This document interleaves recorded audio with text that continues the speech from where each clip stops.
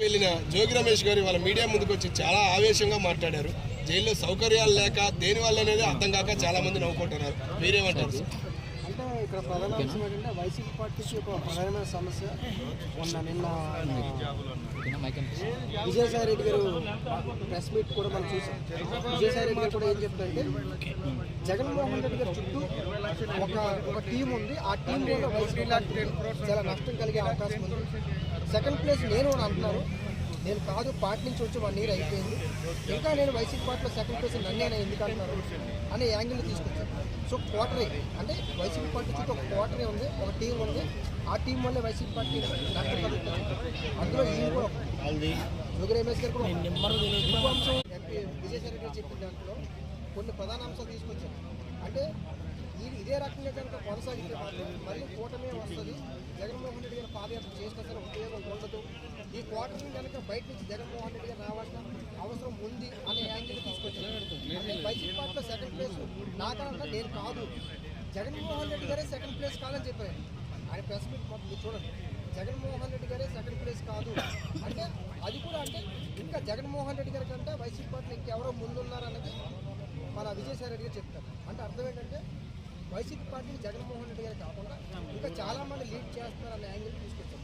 So ఇదంతా కూడా మన జోగి రమేష్ గారు తెలిసింది. అంటే ఇక్కడ ఒక క్లారిటీ ఇచ్చారు విజయసాయి రెడ్డి గారు ఏంటంటే మీరు వాళ్ళ దూరం చేసుకోవాలనే ఒత్తిడి కూడా ఉంది, లేదంటే కనుక వైసీపీ పార్టీ మళ్ళీ నష్టంలోకి వెళ్ళిపోయే అవకాశం ఉన్నది.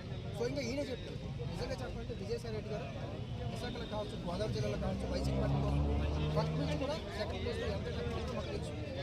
కానీ వెళ్ళిపోయిన తర్వాత కూడా ఆయనే సెకండ్ ప్లేస్. అంటే ఏదైనా వివాదం కనుక లేకపోతే ఏదైనా కేసు కనుక వస్తే సెకండ్ ప్లేస్ ఇతనే విజయసాయి రెడ్డి వాళ్ళు అనుభవించారు. నేను విజయసాయి రెడ్డి గారు చెప్పిన 2 అంశాలు ప్రధానంగా నేను కేవలం 1 year 1.5 year మాత్రమే 2 years మాత్రమే వైసీపీలో సెకండ్ ప్లేస్లో ఉన్నాను.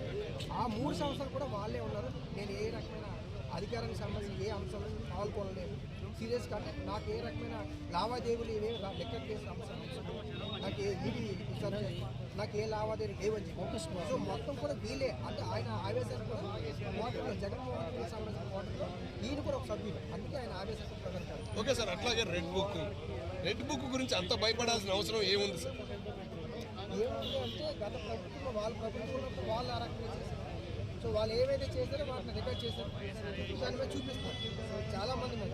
సో ఇప్పుడు రెడ్ బుక్ అంశం కేవలం ఎక్కడే కాదు, మొత్తం ఢిల్లీ మొత్తం ఆ రోజు ఏమన్నారు, రెడ్ బుక్ లేదు ఏమీ లేదు అనే language.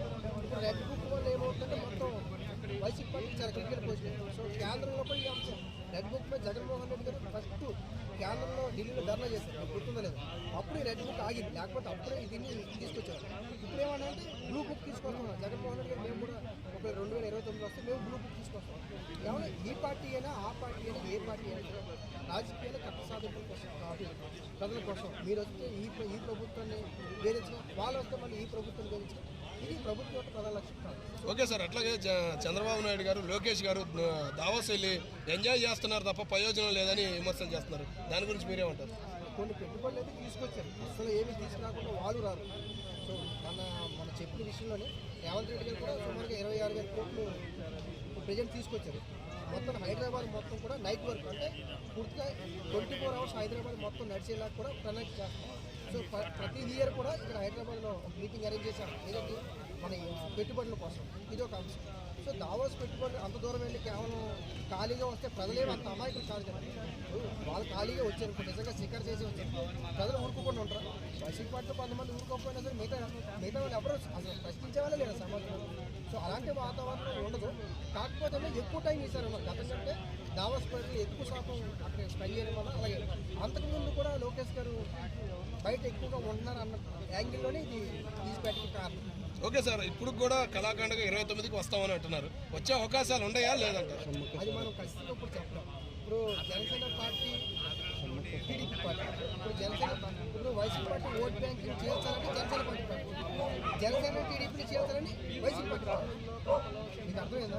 Janasena YCP party vote banking చేస్తారని జనసేన పార్టీ ప్రయత్నం చేస్తారు, టీడీపీని జనసేన చేస్తారని వైసీపీ ప్రయత్నం చేస్తారు. సో మన పిఠాపురంలో జరిగిన కొన్ని సంఘటనలు, పవన్ కళ్యాణ్ గారు చేస్తున్న ప్రయత్నాలు, ఇవన్నీ కూడా అదే.